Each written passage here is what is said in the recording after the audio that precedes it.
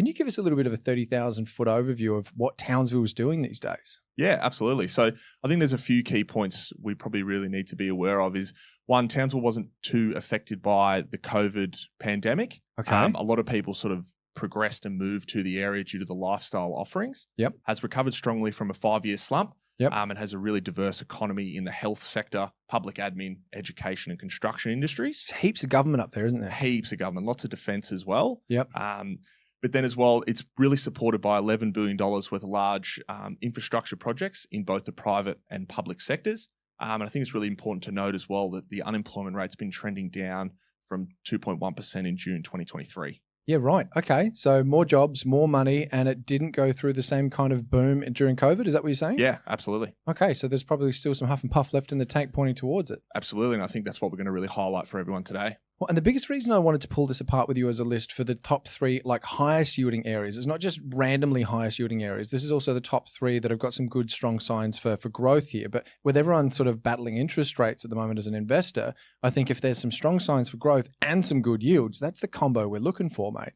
So did you want to jump straight into number 1? Yeah, well, I think before we do that, I think it's really important to highlight Townsville's benchmarks as a whole. Yeah, just okay. to really highlight what the 3 suburbs we're going to talk about I like it, doing, comparison. yeah, compared to Townsville as a whole, because I think it's really important to highlight that Townsville is quite strong. So the median house price in Townsville itself is $410,000. 410. $460 a week rent.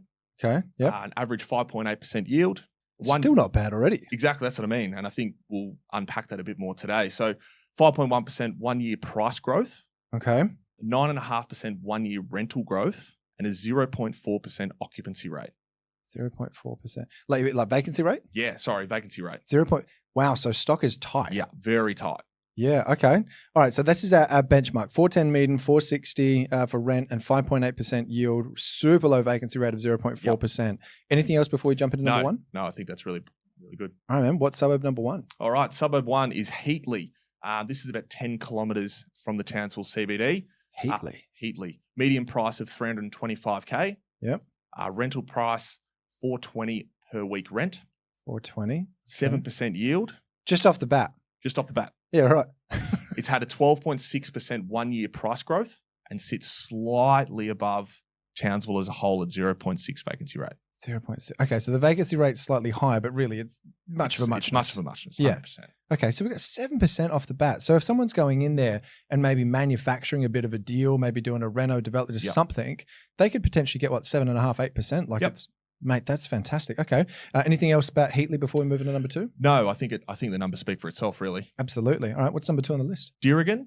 That's slightly a bit further out, 16 kilometres from the Townsville CBD. Mm-hmm. Similar price point, but a bit higher at $375,000. Slightly higher rent, $430 a week, with a 6.5% yield. It's had slightly lower 1-year price growth at 9.4%. Sorry. Mm-hmm. 7.5 1-year rental growth, and a slightly higher than average vacancy rate at 0.8%, which again, like we said, it's much sub of a 1. Like it's still crazy. That's tight. Yeah. That's real tight. Love it, man. And last one on the list. Last one's Cranbrook. So that is 10 kilometres from the Townsville CBD, $347,000 median price, $430 a week rent, 6.7% yield, 1-year price growth of 6.8%, rental 1-year price growth of 7.5%, and again, 0.6% vacancy rate. So again, super tight. That's nuts. Does the word Cranbrook make you think of 8 Mile with Eminem? Yeah. He went to Cranbrook. That's a private. And I think it's really important as well with these particular suburbs, like they don't perform exceptionally better than other places in Townsville because like we said, with the overarching highlights, but they've had really nice price growth and rental growth in their various locations. And you can get a really nice balance between price and rent. And for anyone looking at that though and going, oh yeah, but it's only gone up 8%, 9%, 10%. Like for them looking at it going, well, past is a pretty good indicator of future performance. You beg to differ. You look at it and go, no, this is more, there's steam left in the tank because of all of the investment that's going into it. Right. Got Absolutely. And I think as well, like the tightness of the supply relative to the demand is what helping move that price growth forward. All right, James, this list is super helpful, but let's flip it on its head. I just want to put you on the spot for a little bit more of a bonus one, mate.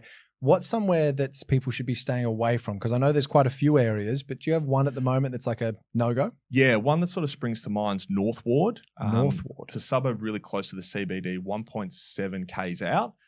Median house price of 732K with 552 a week rent. But one thing to really highlight is a negative 17.2% 1 year price growth. So it hasn't just gone down a touch. That's gone back Yeah. And the occupancy rate or the vacancy rate sits a bit higher at 1.4% as well. So there's another whole percent on top of Townsville as a whole.